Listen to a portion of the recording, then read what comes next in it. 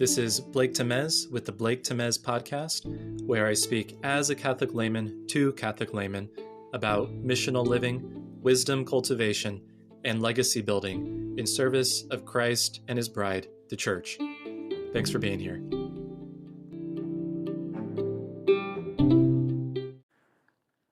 The Catholic Church lacks a theology of masculinity. At least that's what a number of commentators are noting about our theological environment in the modern day and the seeming absence of doctrine that speaks about men as men. This lack is notable because of the recent prevalence of different kinds of feminist theologies, both within the Catholic Church and outside of it, but also wholly legitimate doctrinal explorations of femininity. For instance, in John Paul II's writings about the quote-unquote feminine genius and what is unique about women and their role in the church, in the family, and in society in general, not to mention God's plan of salvation. And so, when we think about a theology of masculinity, it might strike some people as an unnecessary thing to be asking for. Again, in light of some feminist currents, they might say, well, before feminist theologies, all theology was a theology of masculinity or a theology of men because it came from the thoughts and the writings of men. And that just doesn't stand up to scrutiny when we think about the history of the church and the way that different figures have played into the development of doctrine. We see this really beautiful interplay of masculine voices and feminine voices, even just amongst the doctors of the church, those men and women who have been given that special title of doctor, meaning teacher, some women among them being Saint Teresa of Avila, Saint Therese of Lisieux, Saint Catherine of Siena, and again, a number of feminine voices. And so it's not as if all theology before modern feminist theologies were theologies of men, for men, by men. Just not the case historically. And so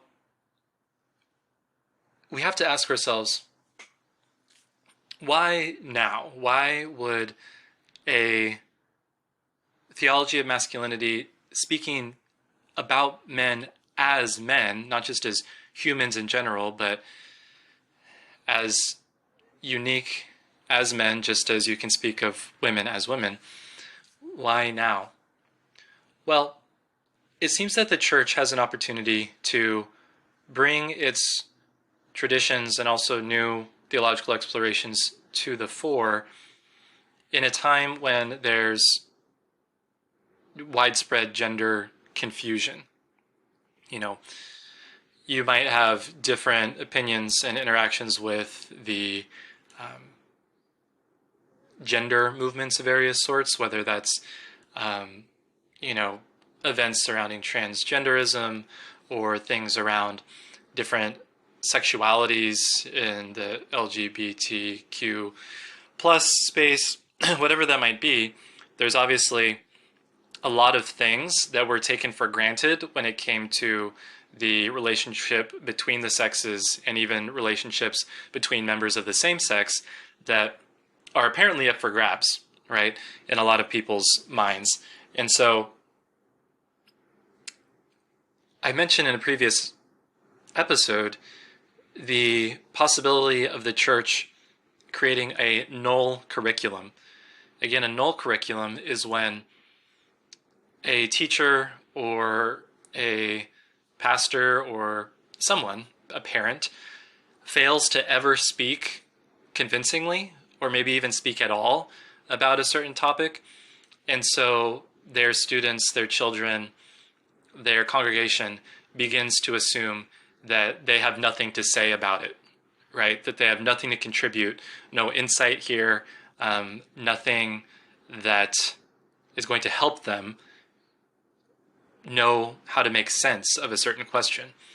And so we definitely want to avoid the creation of a null curriculum when it comes to these questions of masculinity. As I've noted previously, there's obviously, amongst young men in particular, this desire for an image, an ideal, a kind of way forward in developing their identities as men, but an ideal that also has like flesh to it, right? Has meat to it that can actually be lived and practiced and is not just relegated to some type of pie in the sky idea about, simply emulating a perfect saint or emulating Christ in kind of like an abstract way.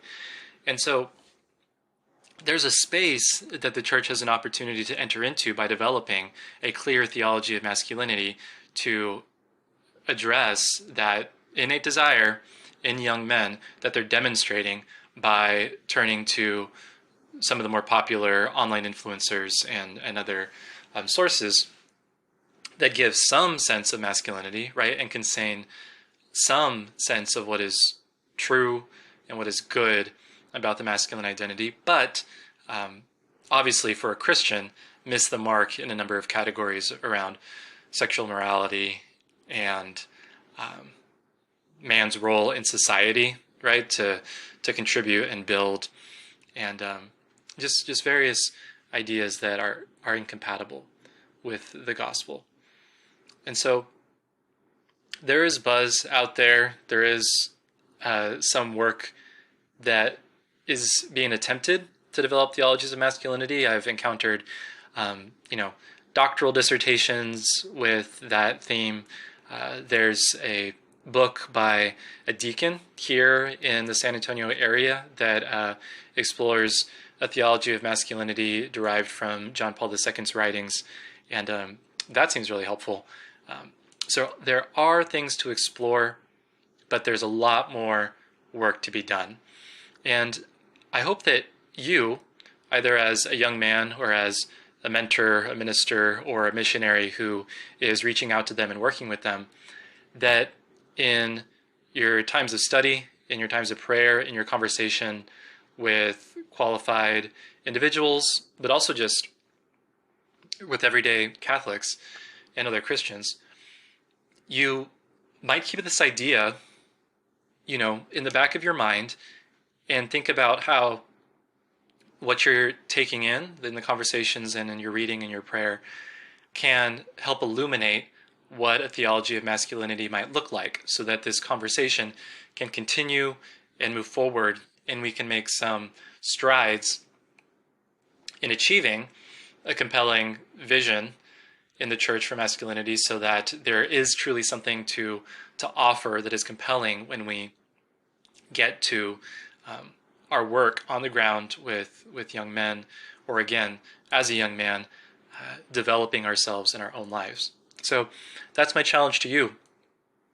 Think, what does a theology of masculinity look like, as distinct from a general theology of just the human person? We have some work in the area of what's particular about women. Okay, what does work about ideas about what's particular about men look like?